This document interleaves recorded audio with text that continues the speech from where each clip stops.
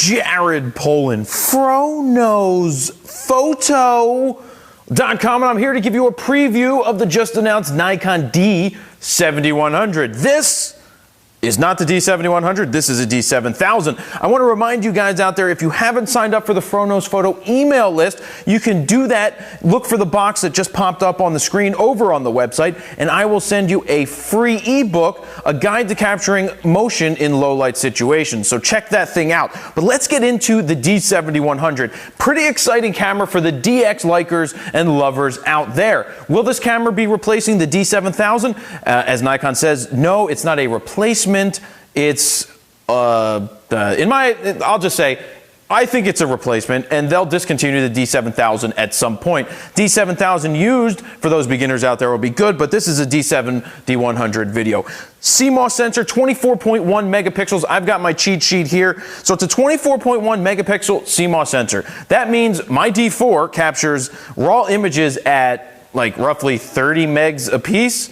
This is going to be more than that. So you're looking at 40-ish meg raw files, still big raw files. And something interesting in this camera is there is no low pass filter. The only other camera that Nikon had with that is the D800E. So they got rid of the low pass filter in the D7100. And my question to Nikon when we discussed this camera was, what about the moiraying issues? Now, for those of you who don't know what that is, that's that striping issues that you see in certain areas of a frame. And they said it wasn't much of a major deal. They said it was negligible. Good word, by the way, negligible.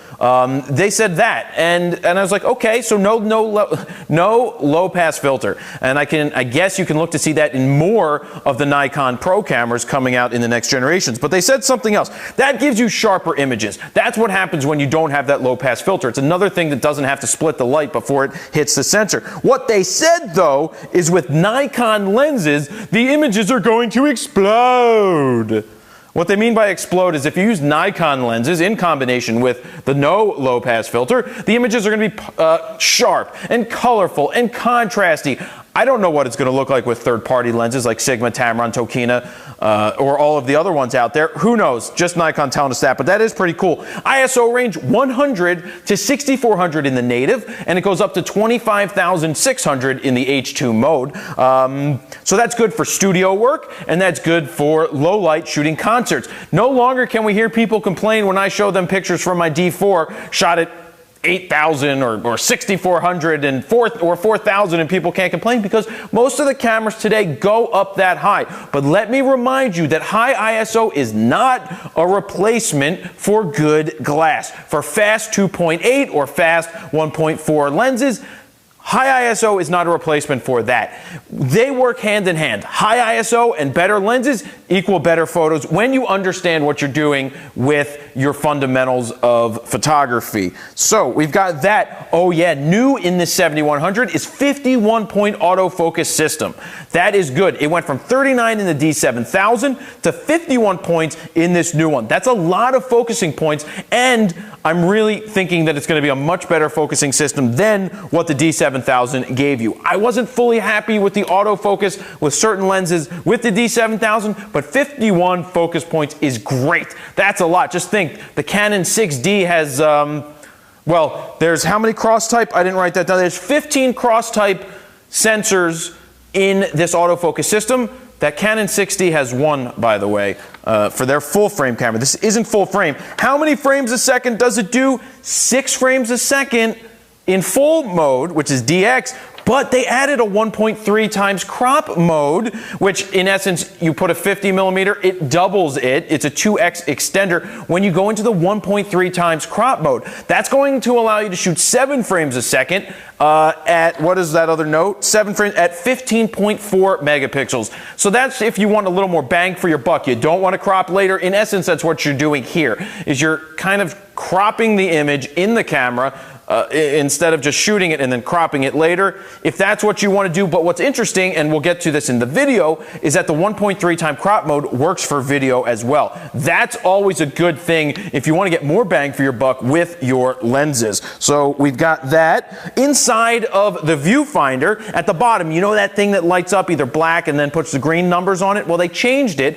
It's now an OLED display. I don't know what it was before. Maybe it was an LCD technology, but now it's OLED, so it's meant to be brighter and sharper. We'll see if that is when we get a chance to look at it. 2 SD card slots. So same thing as the D7000. The cameras look similar. They look almost the same. There's a few changes, like they added an I button on the back. That's a quick way to get to certain functions that you use a lot. You would hit that I button. You can use that during video. You can use that during stills. That's something that's cool that they added. Oh yeah, and they changed the live view button on the back. I see that now. You no longer have the springy McSpringerson thing on the back. You have the live view just like the D4, the D800, the D800E, and the D600 all have that switch on the bottom to do live view in stills and live view in video. New 3.2 inch screen that's 1.2 million pixels, or dots as they call it, or whatever they want to call it. The screen sits flush to the back of the camera. My recommendation is if it comes with a plastic protector, don't use the plastic protector. I never use those things because all those things do is get dirty and you don't need them, in my opinion. 3.2 inch screen is a huge ass screen compared to the, what was this, a 3-inch screen on the back of this? So that's always good to have a larger screen. What else? The shutter life is 150,000. It's rated for 150,000 clicks. Could go before, could go after. It all depends on the one that you have, but that's a lot of shutter actuations. I have not taken any camera I've owned near 150,000 shutter actuations. The top of it is magnesium alloy. The bottom of it's magnesium alloy, and I guess in the middle you've got some plastic. It takes the MB-D15 vertical grip. That's a new grip, but it still uses the EN-EL15 battery, which is what the D600, the D800, the D800E, and the D7000 all used. So if you're upgrading to that camera, this camera, then you can still use the same batteries. I guess they're not going to have a D300S replacement. Maybe they won't, and this is just how it's going to be, a D7100. Before we get to who it is for, why don't we talk to you about some of the video functions. Full manual controls in video, has a stereo microphone up top that's still going to sound like crap when you're autofocusing. You're going to hear the of when you focus no matter what camera you use, but it has an external microphone adapter. You can use the Nikon ME1, which I don't recommend. Not a big fan of that shotgun mic. I like the wireless mic, similar to what I'm using. This is a Sony wireless mic. You can use that. Full manual controls is really important, changing the aperture, changing the shutter speed, all while you're shooting and recording video. It does the 1080 at 30 frames a second, 30p and 24p. It also does 1080 at 60i. Not too much of a fan of 60 interlace, but it does 720 at 60 frames a second.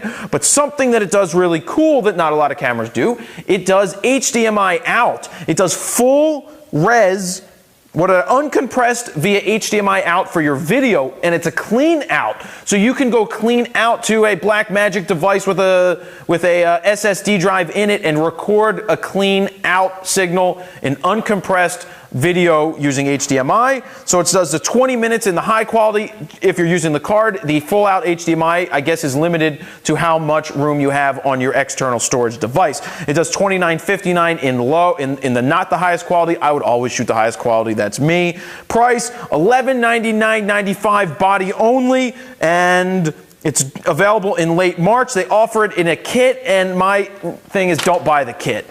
Don't waste your money on an 18-105 lens. That is a crappy, it's a fine lens for just everyday shooting if you're just an amateur and you're just doing that. If you want to get into photography as a profession, glass times 7 times 24 divided by 3, multiply it by 17, square rooted of 2. It's all about the glass. So who is this camera for? If you have a lower end Nikon, if you have a lower end, any lower end camera, not even much lower end, just if you're looking to take your photography to the next step and you don't want to spend the $2 grand to go into a D600, I love full frame. If you can afford full frame and good glass, jump that way. But if you can only afford a body with a good piece of glass and you only have $2 grand to spend, then this, not this physical body, the D7100 is a great way to go go if you pick up a really good lens to start. You've got your 50 1.4s and 1.8s, your 85 1.4s and 1.8s. You've got amazing DX lenses that you have on that Nikon offers, like a 17 to 55 2.8. That's about $1,000. Check out used gear at allenscamera.com. They have a lot of great used DX lenses that can go on a body like this. So if you have a D7000, should you jump into a 7100? If you want to, sure. You can probably sell your D7000 for about $700, and it's a good starter camera for anybody out there just getting into digital SLRs. Does video, does the photos. That one tops out about $4,000 in my opinion. Still a good camera to start with, but if you have a 7000 currently, I'd save and jump up into the 600 range, the D600 full frame, if you can afford to go and get full frame glass. If not, invest in that glass and maybe pick up a 7100.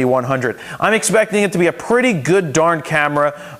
Maybe a pro would want to throw it in their bag as a secondary video camera. If they don't have a D600, I may pick up maybe a D600 as my secondary camera for doing video, because that doesn't do the clean HDMI out like this one does. It still has a border, so maybe this would be a better option for me, a D7100, for the clean video out. So you've got different options. It could be a second video camera, a third video camera angle, especially with that HDMI out. Great stills I expect to come from it. 24 megapixels is a good sweet spot, just like the D600. Still going to get better images out of a full frame D600 than you are out of the DX7100, but so many different features. They keep adding and tweaking that you'll see in future models, like the no low pass filter. Sharper images, sharper pictures, like Nikon says with Nikon glass, they are going to explode with color, but make sure you're shooting raw. So we'll leave it at that. Don't forget to sign up for the Froknow's Photo email list. I will send you a free ebook on a guide to capturing motion in low light situations. It's a really cool ebook for figuring all of that out, and I'll just end it with the normal. If you are looking to get out of auto, I have a Froknow's Photo beginner guide to getting out of auto. It's a 3-hour-long video for beginner photographers, intermediates, or anybody who has never ventured out of that auto mode that wants to get the confidence to shoot manual and get it and just be able to capture amazing images. We cover composition and all of that amazing stuff. FroknowsPhoto.com/guide. You can see it there. That is the preview of the Nikon D7100. Jared Polin, FroknowsPhoto.com. See ya.